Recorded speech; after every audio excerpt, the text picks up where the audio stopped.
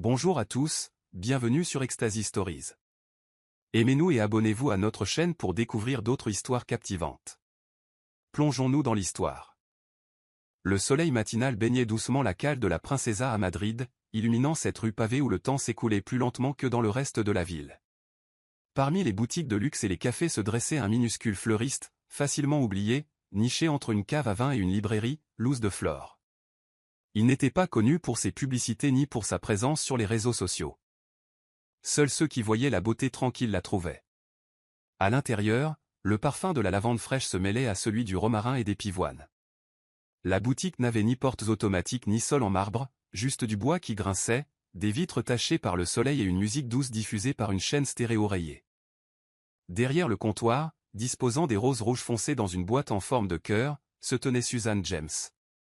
Petite, à la peau foncée, les cheveux bouclés et enveloppés d'un foulard fleuri, elle se déplaçait avec une grâce calme qui masquait la réalité. Elle était fatiguée, sous-payée et survivait grâce à la foi. Les doigts de Suzanne s'agitaient avec précaution pour ajuster chaque tige. C'était son 3e service en 2 jours, fleuriste le jour, concierge la nuit et serveuse le week-end.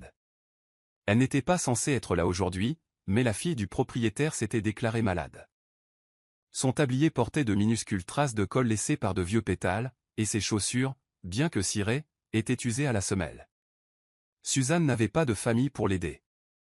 Orpheline à 11 ans, elle avait grandi dans un foyer d'accueil géré par un couvent, dans la banlieue de Ségovie.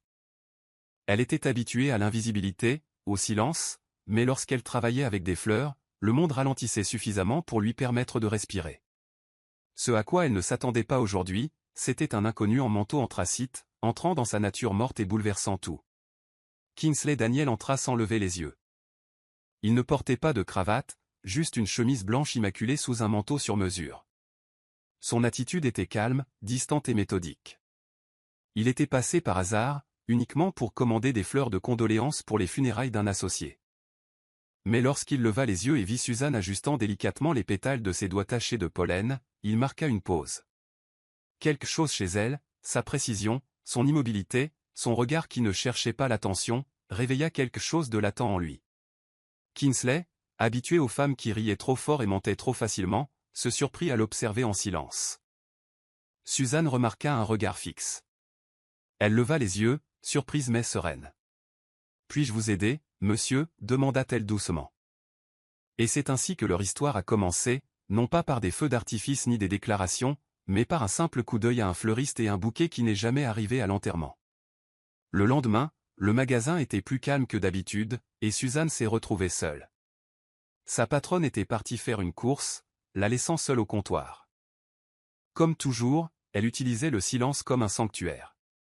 Après avoir taillé les tiges du bouquet, elle sortit son petit carnet de croquis en cuir de sous le comptoir, avec précaution, presque rituellement.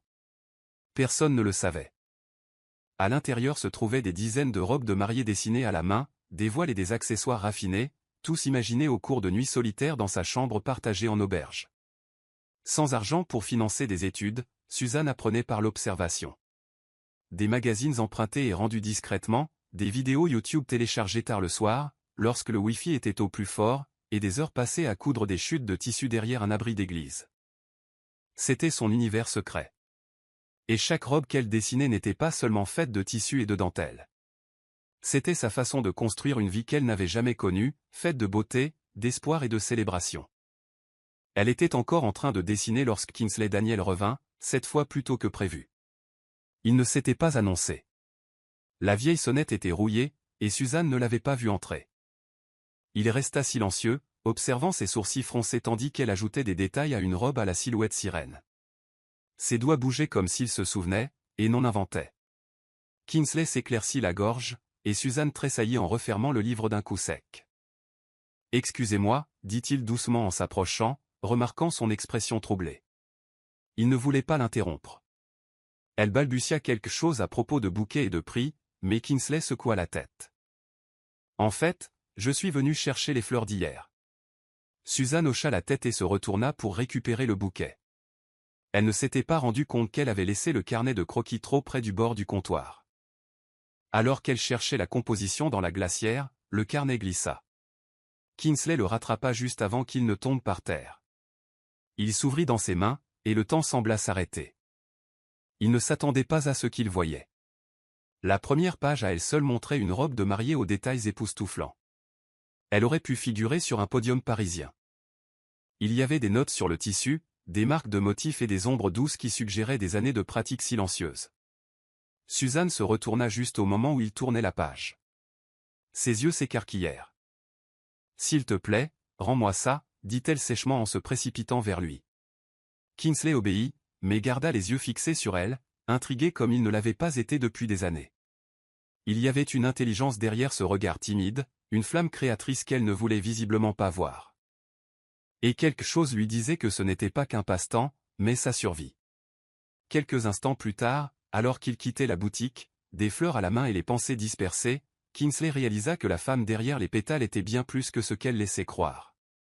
La salle de bal du Palacio de Cristal scintillait d'élégance tandis que l'élite madrilène se réunissait pour le gala annuel de la couronne du commerce. Des lustres en cristal baignaient la pièce d'une lumière dorée, tandis qu'une musique de cordes en direct se mêlait aux rires arrosés de champagne et au bruissement des robes de haute couture. Kingsley Daniel se tenait près du grand escalier, son smoking parfaitement taillé, une flûte de champagne intacte à la main.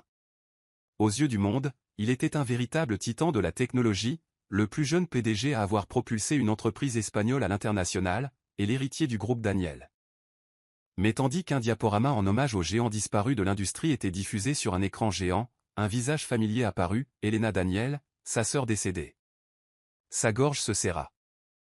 La salle tournoya légèrement. Les applaudissements fusèrent, puis s'estompèrent.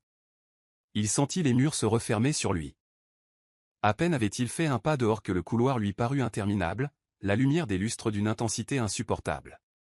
Sa respiration s'accéléra. La panique lui serra les côtes. Et puis une douce caresse sur son bras. « Viens avec moi », dit une voix douce et posée. Il se retourna. Suzanne, vêtue d'une simple tenue de service noire, les cheveux tirés en arrière, le regard calme. Elle avait été l'une des assistantes de restauration, inaperçue parmi le personnel en uniforme. Sans hésitation, elle le conduisit vers une porte latérale, un couloir calme et un débarras rempli de linge plié et de fleurs séchées. Personne ne la suivit. Elle tira une caisse pour qu'il puisse s'asseoir et ouvrit légèrement une fenêtre. Comptez les respirations. Et elle murmura, agenouillée près de lui. Kingsley obéit, plus par confusion que par confiance. En quelques minutes, la pièce cessa de tourner. Elle ne posa pas de questions. Elle ne chercha pas à être reconnue. Elle lui tendit simplement un verre d'eau fraîche et continua à empiler les serviettes comme si de rien n'était. Kingsley, qui avait repris ses esprits, la regarda, incrédule. « Sais-tu qui je suis » finit-il par demander. Suzanne marqua une pause, puis hocha la tête sans se retourner. « Tout le monde ici le sait. Mais tu as l'air de quelqu'un qui ne voulait pas être connu pour l'instant. » Ces mots, simples mais perçants, le touchèrent profondément. Car un homme avait recours à une compagnie bien choisie. L'honnêteté discrète de Suzanne le désarma, et lorsque son assistante vint le chercher 10 minutes plus tard, il lui fit signe de partir et resta un peu plus longtemps dans cette lingerie cachée, avec une fille qui ne s'affola pas lorsqu'il se détraqua, ce soir-là, à son retour sur la piste de gala. Kingsley semblait à nouveau calme, mais quelque chose en lui avait changé. Et Suzanne ? Elle retourna servir les boissons comme si de rien n'était, le visage indéchiffrable, mais sa présence inoubliable. 3 jours après le gala, Suzanne retourna dans son minuscule appartement niché au-dessus d'une boulangerie à Viaca, les chaussures trempées par la pluie, les doigts engourdis par le transport des cajots de légumes pour son travail du soir. Elle ne s'attendait pas à voir quoi que ce soit d'inhabituel ce jour-là, jusqu'à ce qu'elle trouve une enveloppe blanche coincée sous sa porte. Il n'y avait ni nom, ni adresse, juste une carte de visite coincée à l'intérieur. Kingsley Daniel, PDG du groupe Daniel. Elle en eut le souffle coupé.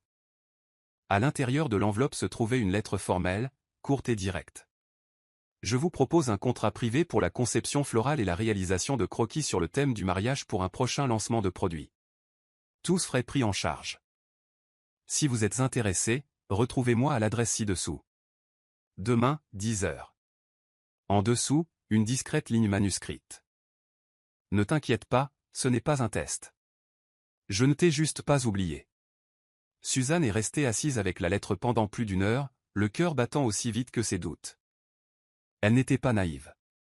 Les hommes riches ne recherchaient pas de femmes pauvres dans les lingeries des coulisses pour des travaux de création. Mais il n'y avait aucune séduction dans ce mot, aucun charme factice, seulement de la curiosité. Et quelque chose d'autre qu'elle ne pouvait nommer. Le lendemain matin, elle se tenait devant un élégant bâtiment en marbre de Salamanque, se demandant tout. Le concierge l'accueillit sans hésiter, et bientôt elle se retrouva dans le bureau privé de Kingsley. L'endroit était impeccable, avec ses murs en verre, ses finitions en acier élégant et une vue panoramique sur Madrid. Kingsley lui-même était assis tranquillement, sans veste, les manches retroussées, en train d'examiner une présentation numérique de Bridal Tech Partnerships. Il se leva lorsqu'elle entra et désigna le siège en face de lui. « J'ai besoin d'authenticité », a-t-il dit sans préambule. « Vos croquis, votre perspective, ils sont réels, pas fabriqués pour les clics. Je veux que vous m'aidiez à concevoir le moodboard d'une nouvelle gamme de services de planification de mariage virtuel. Plus de contrat maintenant, juste un week-end d'essai. Tous frais à ma charge. » Suzanne haussa un sourcil et croisa doucement les bras.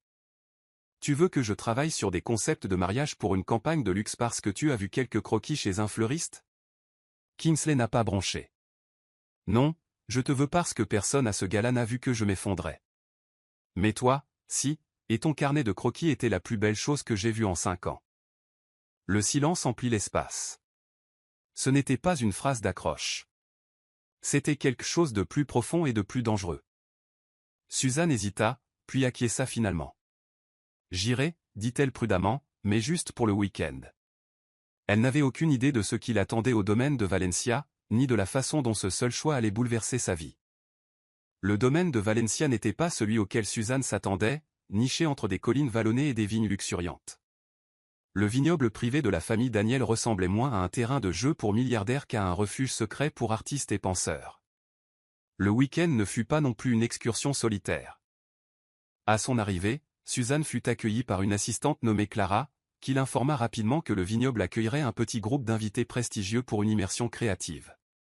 Parmi eux figuraient des designers internationaux, des investisseurs en technologie de mariage, des stylistes et des influenceurs, tous triés sur le volet par Kingsley.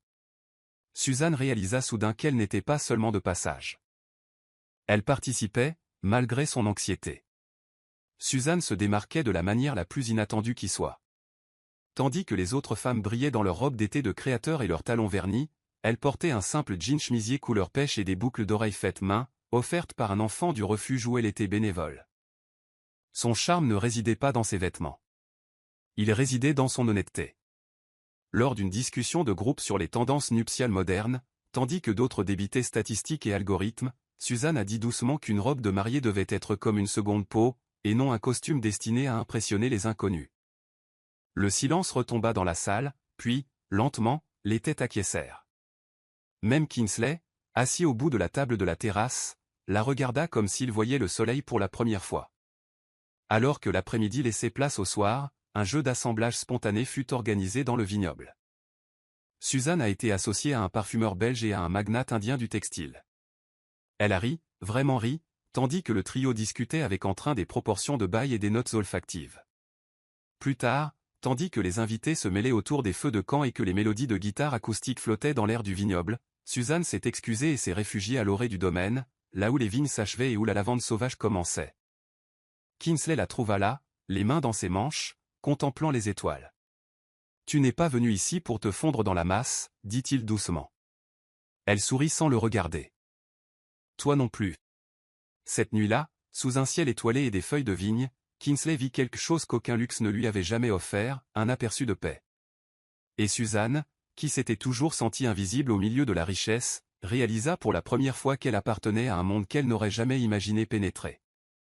La deuxième nuit au domaine vinicole s'est déroulée dans le parfum des orangers en fleurs et un doux bourdonnement de jazz lointain résonnait dans la cour du jardin. Les formalités professionnelles avaient laissé place à l'intimité.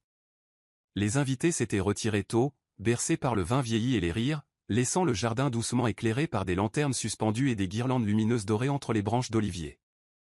Suzanne était assise seule au bord de la fontaine, ses talons écartés, ses pieds effleurant les pierres fraîches, ses cheveux dénoués, bouclés autour de son visage, la brise caressant ses joues. Elle ne s'attendait pas à de la compagnie, et certainement pas de la part d'un homme qui avait passé la majeure partie de la soirée en réunion d'affaires. Mais Kingsley s'approcha, calme et mesuré, 2 verres à la main. Il lui en offrit un et s'assit à côté d'elle, avec une désinvolture inhabituelle. « Tu as changé l'atmosphère ici », dit-il en faisant tourner le contenu de son verre. « On vient ici en espérant une stratégie. Tu leur as rappelé pourquoi ils étaient tombés amoureux de la beauté. » Suzanne rit doucement. « Je n'ai rien fait de spécial. J'ai simplement exprimé ce que je ressentais. » Kingsley l'observa un long moment, puis lui tendit la main tandis qu'une douce musique s'échappait des haut-parleurs de la cour. « Danse avec moi. » Ses sourcils se haussèrent, incrédules, mais elle lui prit la main. Pieds nus, ils s'engagèrent dans le chaud chemin de pierre, baigné de clair de lune et de lavande. Ils dansèrent lentement, presque immobiles, comme s'ils se balançaient au rythme des non-dits. Kingsley, toujours si posé et indéchiffrable, se sentit soudain humain, sans défense. Suzanne, qui avait toujours été prudente et distante, se pencha vers lui, non pas comme une servante ou une invitée, mais comme une égale. Entre deux échanges, leur conversation s'approfondissait. Elle lui raconta son premier croquis, dessiné au dos d'une boîte de céréales à l'âge de 13 ans. Il lui parla d'Elena, sa défunte sœur, et de la façon dont chaque projet d'entreprise qu'il entreprenait était voué à l'échec sans elle pour se moquer de son sérieux. « La première personne que je rencontre qui écoute comme si le silence était sacré, » avoua-t-il. Suzanne ne répondit pas. Elle n'en avait pas besoin, dans cette danse. Sous des étoiles plus vieilles que leur peur, quelque chose s'était fissuré, et même si aucun des deux n'osait encore le nommer, ils savaient tous deux qu'ils avaient franchi une ligne irréversible. La nuit se déroula comme une berceuse, douce, silencieuse et dangereusement tendre. Après la danse, Kingsley conduisit Suzanne vers la véranda et du vignoble, une terrasse isolée, enveloppée de lierre et bordée de lanternes scintillantes. Ils discutèrent jusqu'à ce que les étoiles commencent à disparaître derrière les collines lointaines. La conversation devint plus lente, plus profonde, les mots laissant place à des silences plus éloquents. Il n'y avait ni précipitation, ni attente, juste une attirance trop forte pour être ignorée. Entre souvenirs partagés et regards furtifs, les doigts s'entrelaçaient. Et puis, comme l'eau qui coule d'un verre trop plein, l'instant passa de la retenue à l'intimité. Ce n'était pas prévu. Ce n'était pas prévu. C'est arrivé simplement, non par opulence ou calcul, mais de manière brute, sans filtre et douloureusement réelle. Kingsley se réveilla juste après l'aube, dans le silence, la lumière dorée du soleil matinal filtrait à travers les rideaux de lin. Il sourit d'abord, ce sourire rare, qui n'était pas poli pour les médias ou le profit. Mais il se retourna et constata que Suzanne n'était plus là. Son côté du lit était vide. Les draps étaient légèrement froissés. Déconcerté, il s'assit, sa main effleurant le tissu doux jusqu'à ce que ses doigts se figent. Là, sur le linge blanc sous son oreiller, se trouvait une petite tache rouge vif. Le temps s'arrêta. Son esprit s'emballa, non pas de honte, mais de surprise, dans une prise de conscience qui le parcourut de frissons. C'était subtil, mais indéniable. Elle était vierge. Elle n'avait pas dit un mot. Pas de cérémonie, pas de spectacle. Elle s'était donnée sans condition, et maintenant elle avait disparu sans laisser de traces. Il se leva rapidement, inspecta la salle de bain, la terrasse, le hall. Ses chaussures avaient disparu. Sa robe. Son carnet de croquis. Tout. Une serviette en lin plié reposait sur la coiffeuse, avec une seule ligne manuscrite, « Merci de m'avoir reçu. S'il vous plaît, ne me cherchez pas. » Kingsley fixait les mots comme s'ils étaient dans une autre langue. C'était un rejet. C'était une fuite. Et cela le terrifiait plus que tout. Elle s'était donnée entièrement, puis avait disparu comme un fantôme au lever du soleil. Son cœur. Alors, utiliser les chiffres dans les négociations. Il souffrait maintenant d'une chose inhabituelle pour un homme qui bâtissait des empires. Kingsley Daniel réalisa soudain que la seule personne qui lui donnait l'impression d'être humain avait disparu à midi. Kingsley avait mobilisé toutes les ressources à sa disposition. Il convoqua son conseiller en sécurité personnelle, Raphaël Mendez, et lui confia une mission. Trouver Suzanne James. Mais il y avait un problème, il n'existait aucune trace officielle d'elle. Pas de numéro d'identification fiscale. Pas d'adresse enregistrée. Pas de profil professionnel, hormis un emploi rémunéré chez Louse de Flore, le fleuriste où il l'a vue pour la première fois. Et même cette piste s'est arrêtée brusquement. Lorsque Raphaël est venu au magasin, la propriétaire a haussé les épaules en s'excusant. Elle était partie depuis quelques jours. Elle a dit qu'elle avait besoin de se concentrer sur des questions personnelles. Elle n'a laissé aucun contact. Kingsley a appelé tous les numéros de la mairie, a visité l'orphelinat de la cathédrale de Ségovie, où elle avait un jour mentionné avoir grandi, et a même cherché des foyers pour personnes à faible revenu près de Valka. Rien. C'était comme si Suzanne n'avait jamais existé au-delà de ses souvenirs. Dans ce mot froissé, ils retraçaient leurs pas, se tenaient sous l'arche éclairée par la lanterne où ils dansaient, fixaient la terrasse où elle murmurait ses rêves. Le vignoble était désormais hanté, non par des fantômes, mais par l'absence. Chaque espace qu'elle avait touché semblait plus bruyant dans son silence. Le carnet de croquis qu'elle portait autrefois. Il s'en souvenait parfaitement. Dans un moment de désespoir, il demanda à Raphaël de vérifier discrètement les prêteurs sur gage et les librairies de dépôt-vente de Madrid, au cas où. Elle l'avait vendu. Les jours passèrent. Aucune piste. Aucune observation. Pas même un murmure. Suzanne s'était évanouie dans les méandres de la ville comme la fumée qui s'éteint après une bougie. Kingsley, habitué à contrôler les événements, se retrouva à faire les 100 pas à minuit, regardant par la fenêtre de son immeuble, sans poser de questions à personne. Pourquoi l'avait-elle quitté? Ne lui faisait-elle pas confiance? Avait-il dit quelque chose? Ou ne l'avait-il pas dit? Les médias, ignorant la tempête qui le rongeait, bourdonnaient de gros titres sans rapport. Lors des réunions du conseil d'administration, il restait assis, figé, distrait. Lorsqu'on lui demandait de signer des contrats de plusieurs millions d'euros, ses mains hésitaient. Et lors d'un dîner d'actionnaires, lorsque quelqu'un fit une remarque désinvolte sur le lancement d'une nouvelle application de mariage de luxe, Kingsley s'excusa en plein milieu du repas. Son esprit ne se tourna pas vers des mannequins ou des prévisions de marché, mais vers une jeune fille dessinant tranquillement derrière un comptoir de fleurs, les doigts tachés d'encre et de grâce. Il avait tout le pouvoir du monde, mais il ne la trouvait pas. Pas même la femme qui avait donné un sens à son univers le temps d'une nuit inoubliable. Le bourdonnement des machines à coudre résonnait dans les couloirs bas de plafond de Fabrica de Luz, une ancienne usine textile de la banlieue de Tolède reconvertie en atelier de confection pour créateurs à petit budget. Ici, sous des couches de poussière et de néon, Suzanne James revivait, mais pas comme elle-même. Elle s'appelait désormais Lucia Moral, un nom emprunté à une ancienne camarade de classe qu'elle admirait autrefois en silence. Son dossier avait été falsifié par une religieuse à la retraite qui dirigeait un refuge pour femmes et filles sans papier en échange de son aide à la couture de nappes d'hôtel le week-end. Suzanne reçut un nouveau nom, une carte d'identité défraîchie et une couchette dans le grenier du refuge. Elle ne révéla à personne qui elle était vraiment, non pas par peur de Kingsley, mais parce que ce qu'il partageait avait ébranlé quelque chose en elle qu'elle n'était pas prête à affronter. À l'usine, elle travaillait silencieusement, les yeux fixés sur le fil, la voix basse. Mais il ne lui fallut pas longtemps pour attirer l'attention de Madame Daniela Cruz, la responsable de l'usine, une femme sévère mais juste qui remarqua que les broderies de Suzanne dansaient même sur le tissu le moins cher. « Tu travailles comme si la robe était vivante », murmura-t-elle un jour en tendant à Suzanne un échantillon déchiré de tissu récupéré. La nouvelle se répandit parmi les autres couturières, principalement des femmes âgées et des immigrés. La nouvelle avait de la magie dans les mains. Mais Suzanne restait réservée, refusant de participer aux conversations du déjeuner, ne manifestant jamais d'intérêt pour les sorties ou les potins de créateurs.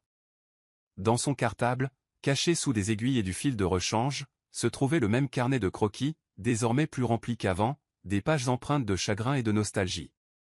Malgré ses efforts pour rester invisible, le talent de Suzanne la trahissait.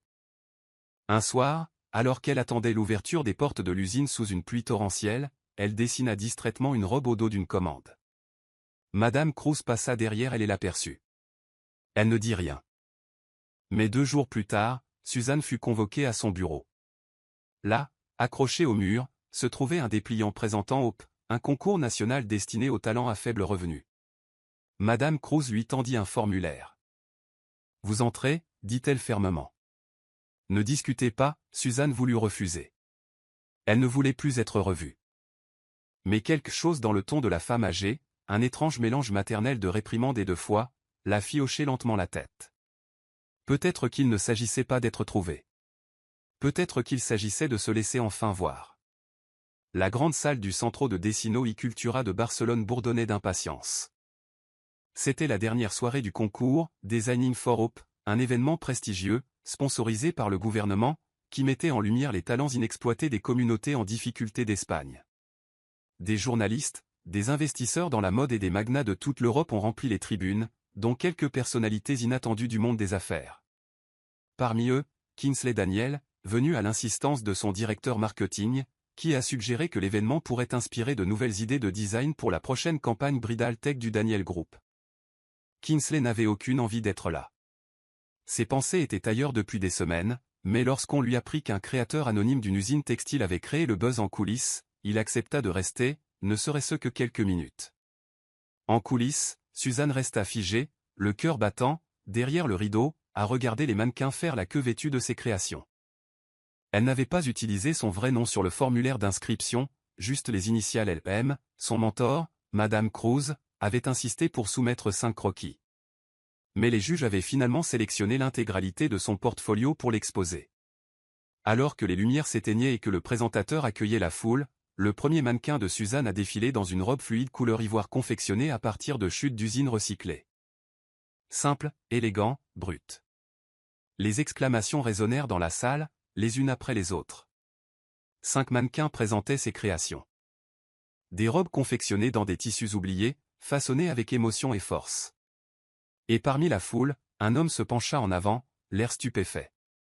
Kingsley se redressa, manquant de laisser tomber la coupe de champagne qu'il n'avait pas touchée. Son regard était rivé non pas sur les modèles, mais sur les créations. Les plis, la structure, les motifs de dentelle délicatement brodés dans le décolleté. C'étaient incontestablement les siens. Son esprit s'emballa. Personne d'autre n'avait conçu de la sorte. Pas dans un tel silence. Pas avec une telle âme. Les mêmes courbes dont il se souvenait des croquis laissés à Louse de Flore, maintenant vivantes sous les projecteurs du théâtre. Il ignorait où elle était, quel nom elle utilisait, ni comment elle était arrivée ici. Mais il savait. C'était Suzanne, quelque part derrière ce rideau. Elle était là, debout, observant, respirant. Ses mains crispées sur le dépliant du programme, il se leva juste au moment où la foule éclatait en applaudissements et où le maître de cérémonie annonçait « Nos 5 finalistes ont stupéfié le jury, mais un seul d'entre eux peut remporter la palme ce soir. » Mais Kingsley n'entendit pas leur nom. Il se dirigeait déjà vers les coulisses, le cœur battant comme jamais depuis des années. L'ambiance était chaotique, les créateurs voltigeaient entre les présentoirs, les coiffeurs brossaient les cheveux pour les mettre en place, et les maquilleurs réclamaient des corrections d'éclairage. Pourtant, au milieu du tourbillon, Suzanne se tenait parfaitement immobile, le dos appuyé contre une pile de caisses de vêtements, la respiration saccadée. Des applaudissements retentirent sur la piste, mais en elle, la peur s'empara d'elle. Elle ne s'attendait pas à autant d'attention. Elle ne s'attendait certainement pas à entendre des rumeurs sur un génie anonyme envahir le couloir, attirant caméras et critiques comme des papillons de nuit sur une flamme. Mais rien ne l'avait préparée à une silhouette qui marchait droit vers elle, les yeux rivés sur elle comme s'il avait parcouru 1000 déserts juste pour la revoir. Kingsley Daniel. Il ne s'enfuit pas. Il ne l'appela pas à voix haute. Mais ses pas étaient mesurés. Son visage exprimait une tempête de questions et de soulagement. Suzanne le vit avant qu'il ne puisse l'atteindre. Leurs regards se croisèrent. La distance qui les séparait s'évapora, les souvenirs s'écrasant sur le présent tel un raz-de-marée. Elle cligna des yeux, puis se retourna et courut. Sans hésitation. Sans explication. Elle s'élança dans le couloir, passant devant des assistants médusés. Elle franchit un quai de chargement, la porte étant maintenue ouverte pour permettre la ventilation. Kingsley, pris au dépourvu, marqua une pause d'une seconde avant de se précipiter à sa poursuite en criant « Suzanne, attends !» Mais elle ne s'arrêta pas. L'allée était faiblement éclairée, mouillée par la pluie tombée plus tôt dans la soirée. Suzanne s'y précipita, l'ourlet de sa robe traînant derrière elle, ses sandales claquant sur le trottoir. Son souffle s'accéléra lorsqu'elle traversa une ruelle et se glissa derrière un camion, disparaissant dans la nuit comme de la fumée. Kingsley atteignit la ruelle quelques secondes plus tard, le cœur battant, mais vide, juste un léger écho de pas englouti par la distance. Il se tenait là, les mains sur les genoux, la poitrine haletante, non pas à cause de la poursuite, mais de quelque chose de plus profond. Il l'avait retrouvée. Après des semaines, des nuits blanches, des recherches infructueuses, il l'avait enfin revue. Et tout aussi vite. Elle était partie. Encore une fois. Mais cette fois, murmura Kingsley, les yeux plissés de résolution, je ne te laisserai pas disparaître 2 fois. Au matin, le monde de la mode était en effervescence. Les photos du défilé final étaient partout, hashtag tendance, blogs de mode internationaux, titres de magazines. Mais ce n'étaient pas tant les créateurs chevronnés ni les invités célèbres qui faisaient le buzz. Il s'agissait de la femme mystérieuse dont la collection de mariage, émouvante, avait volé la vedette. Les gros titres criaient de curiosité. Un génie anonyme éblouit Barcelone. La reine du défilé disparaît avant de revendiquer sa couronne. Qui est LM? Les mannequins qui portaient les robes de Suzanne ont donné des réponses vagues lorsqu'on les a interrogés sur le créateur. Certains pensaient qu'elle était boursière et venait d'Andalousie rurale. D'autres prétendaient qu'elle était marocaine. Aucun d'entre eux ne connaissait son vrai nom ni son histoire. Seule une image floue de Suzanne est apparue, prise par un stagiaire en coulisses qui avait pris un cliché spontané d'elle, debout dans l'ombre, observant sa création défiler. L'image a été publiée sur un petit blog, mais est rapidement devenue virale.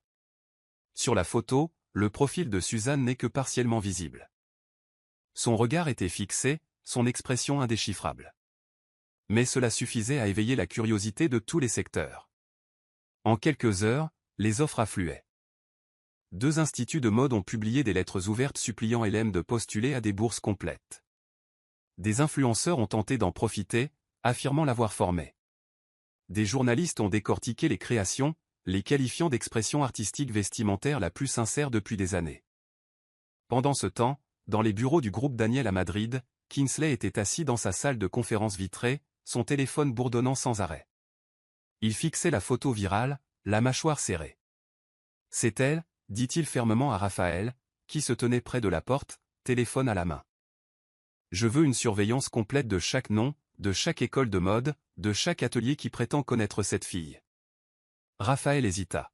« Monsieur, elle ne veut clairement pas être retrouvée. »« Tu es sûr ? » ?»« Je ne te le demande pas, » interrompit froidement Kingsley. Mais Kingsley n'était pas le seul à observer. Alors que la frénésie médiatique s'intensifiait, Suzanne restait allongée dans l'abri, les yeux écarquillés de peur en lisant les gros titres. Elle n'avait pas donné son consentement pour la photo. Elle ne s'attendait pas à gagner, et encore moins à être remarquée. La panique l'envahit. La vie qu'elle avait si soigneusement construite en silence se défaisait fil par fil. Et pire encore, quelque part, Kingsley savait désormais qu'elle existait à nouveau. L'atelier du sous-sol de San Pedro vibrait au doux rythme des vieilles machines. Les bobines de fil tintaient tandis que les ventilateurs propulsaient l'air chaud par d'étroites ouvertures. Il était bien plus de minuit et la plupart des ouvriers étaient rentrés chez eux depuis longtemps. Mais Suzanne restait, penchée sur une table à coudre usée, un jean effiloché sous son aiguille.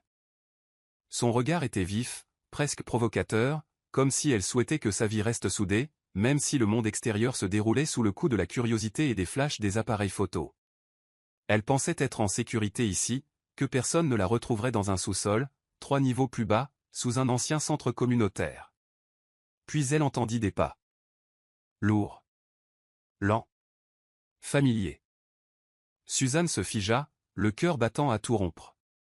La porte s'ouvrit en grinçant. Elle se retourna et il se tenait là. Kingsley Daniel, impeccable malgré son sweat à capuche et son jean anthracite, le regard brouillé par l'épuisement et quelque chose de plus profond. Soulagement. Pendant un instant, aucun d'eux ne parla. La machine s'arrêta. La salle retint son souffle. Kingsley s'approcha, la voix basse mais claire. « Pourquoi m'as-tu fui 2 fois ?» Suzanne se tenait derrière sa table de travail, les mains tremblantes, car je savais que tu viendrais me chercher et que je n'étais pas prête à être trouvée. Kingsley s'est dirigé vers l'autre côté de la table, posant ses 2 paumes sur le bois qui les séparait. Tu as disparu. Aucune note. Aucun numéro. Puis je vois tes dessins, ton âme, défiler devant le monde, et tu disparais à nouveau. Peu m'importe le nom. Peu m'importe où tu habites. Peu m'importe que tu ne me fasses pas assez confiance pour rester. Les yeux de Suzanne s'emplirent de larmes. Tu crois que c'est une question de confiance ? Je n'avais rien quand on s'est rencontrés. Pas même un nom.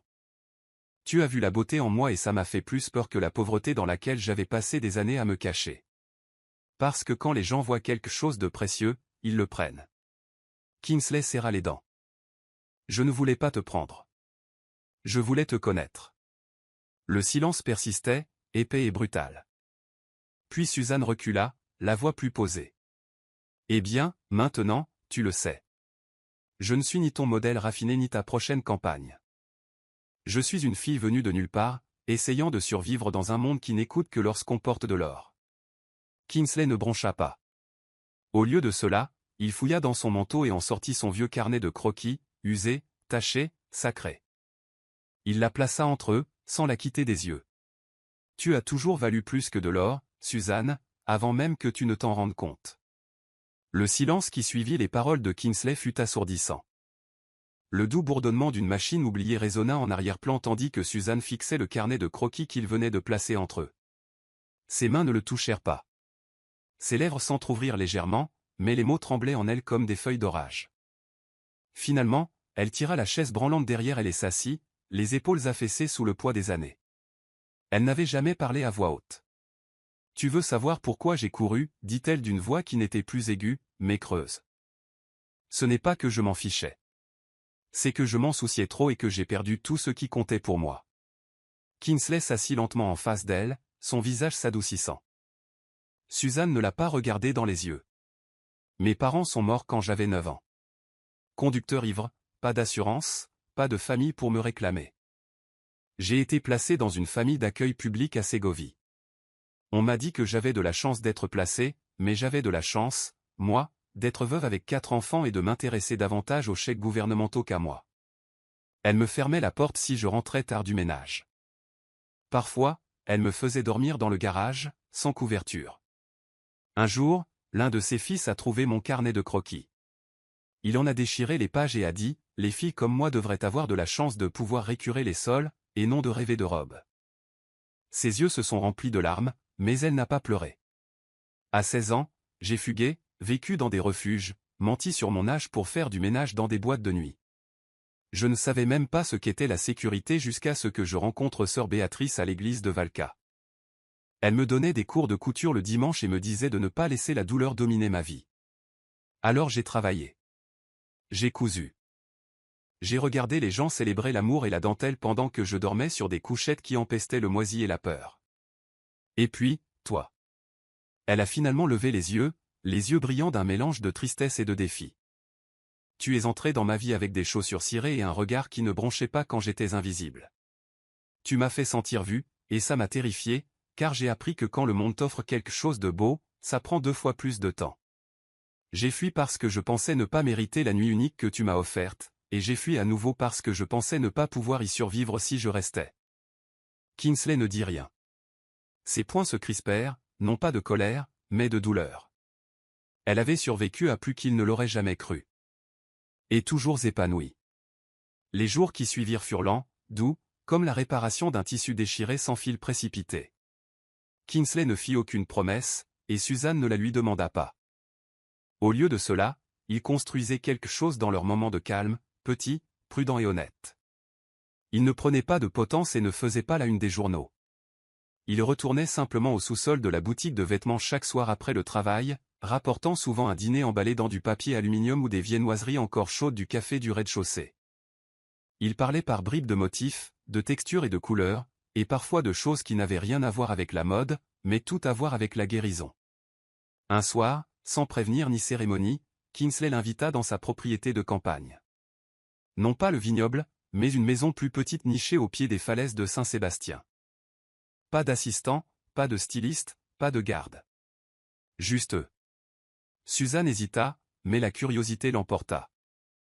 À leur arrivée, elle fut stupéfaite non pas par son élégance, mais par sa simplicité. Des livres usés s'alignaient sur les étagères. Un vase en céramique brisé trônait sur le rebord d'une fenêtre, non réparée. « C'était chez ma sœur », dit doucement Kingsley en traversant le couloir. « Je l'ai gardé comme elle l'a laissé. Désordonné, vivant. » Suzanne toucha le bord d'un vieux piano, les touches légèrement poussiéreuses. « Elle devait avoir un esprit sauvage, dit-elle. » Kingsley sourit. « Comme toi. » Leur moment ensemble n'avait pas de cadre défini. Ils lisaient des livres en silence, marchaient pieds nus sur les falaises. Elle lui apprit à coudre des ourlets à la main, et il lui apprit à griller des légumes sans les brûler. Il n'y avait pas de spectacle, pas de projecteur, pas de scène. Il la regarda dessiner au lever du soleil, une couverture sur les épaules, et comprit que l'amour ne s'accompagnait pas toujours de feux d'artifice. Parfois, cela se manifestait par des murmures, des regards, des mains qu'il n'était pas nécessaire de serrer pour les sentir. Et Suzanne s'autorisa peu à peu à s'adoucir.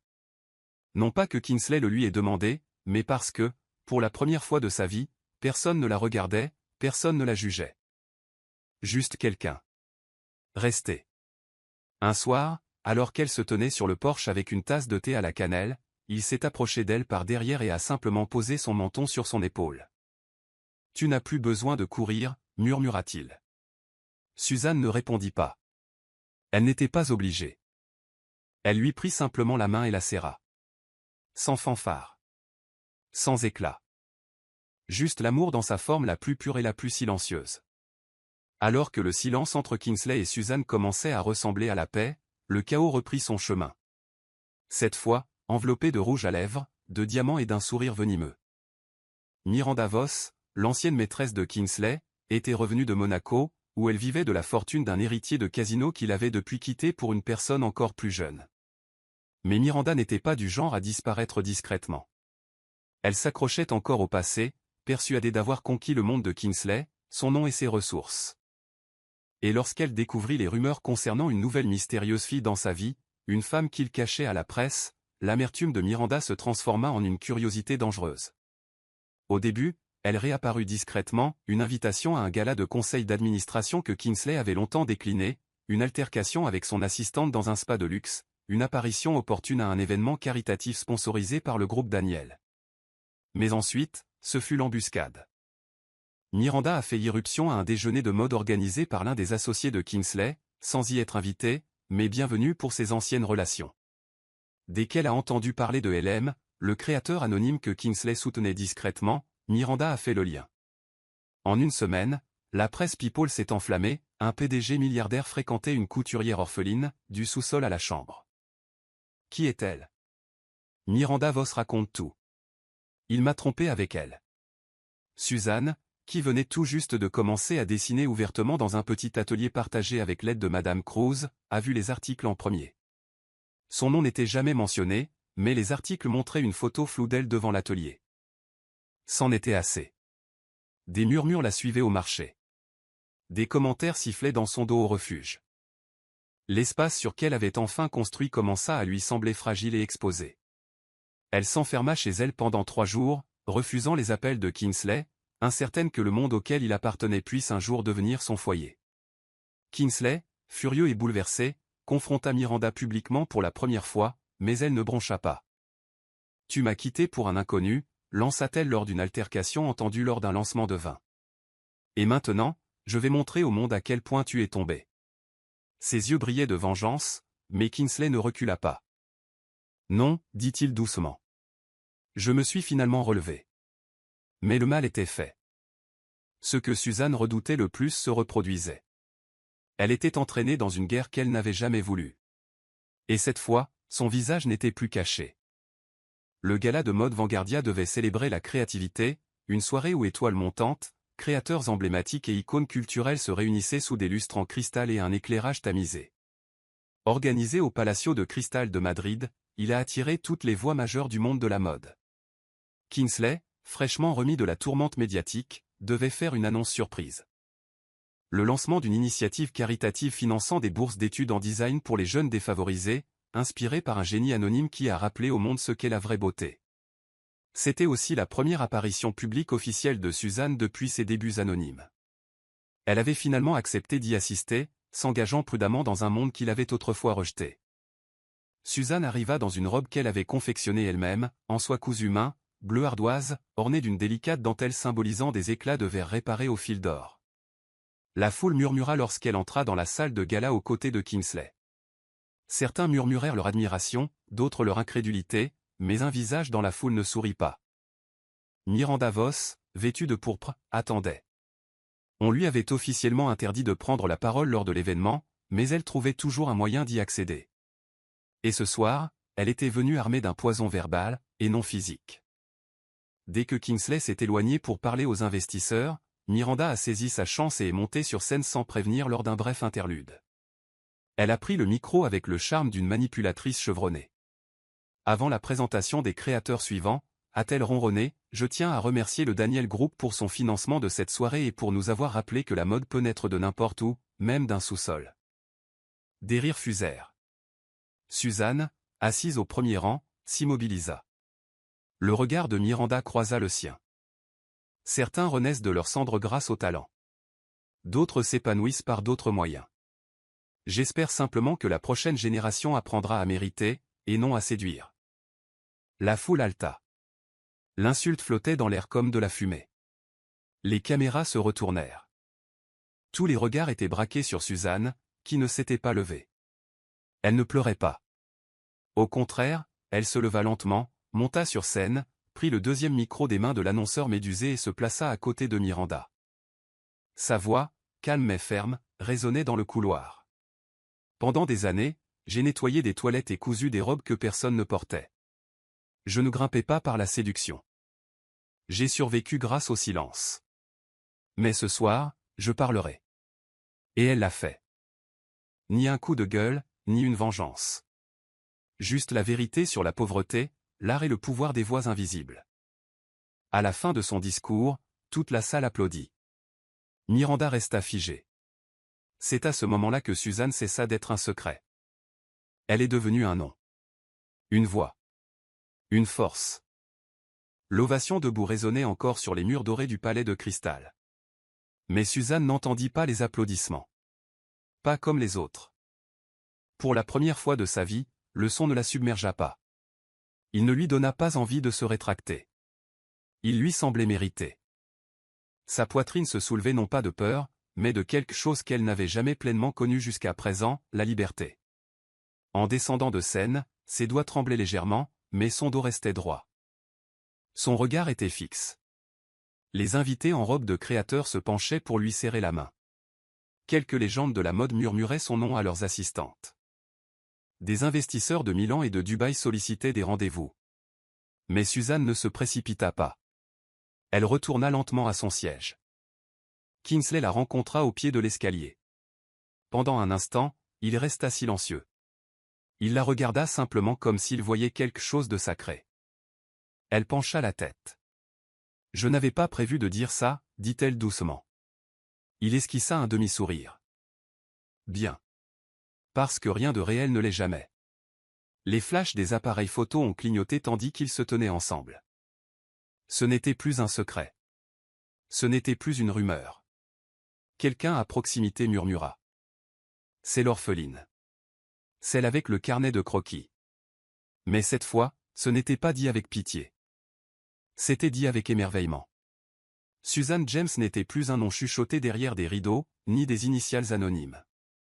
Elle était une voix. Une créatrice. Une femme qui s'est levée sans demander la permission.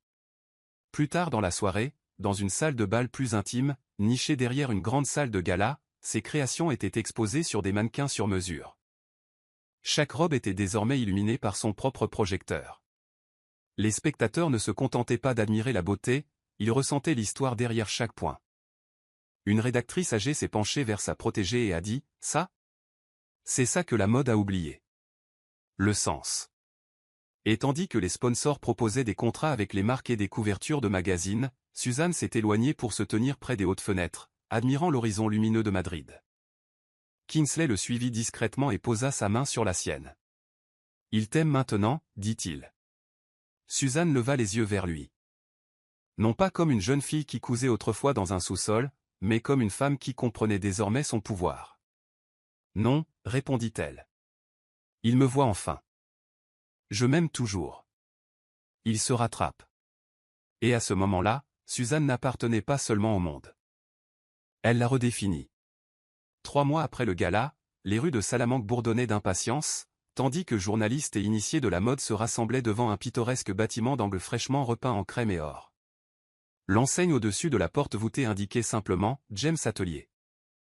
Ce n'était ni grandiose ni tape à accent grave-l'œil, mais à l'intérieur, la lumière du soleil inondait le parquet et une douce musique classique résonnait derrière des portants de robes artisanales, toutes conçues par Suzanne elle-même.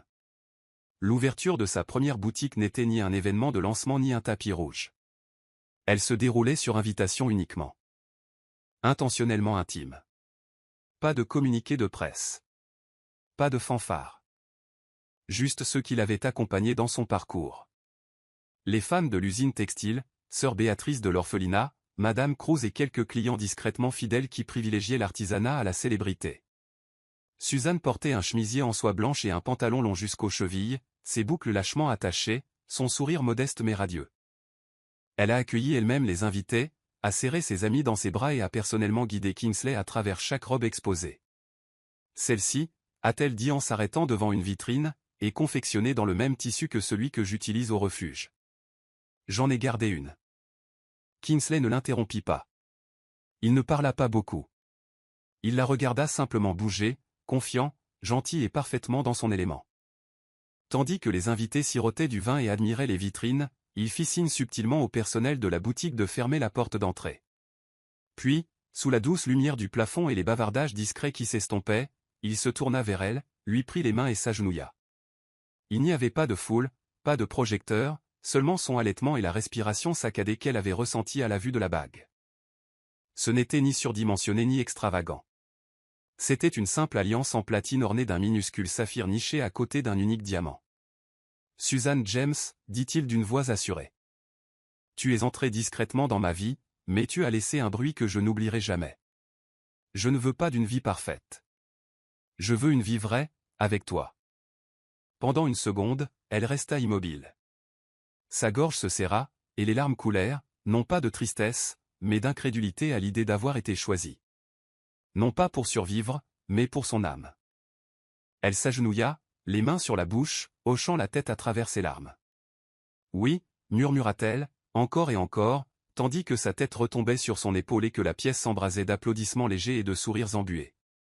Pour Suzanne, l'orpheline qui n'avait rien eu autrefois, ce n'était pas qu'une simple demande en mariage. C'était un début dont elle n'aurait jamais osé rêver.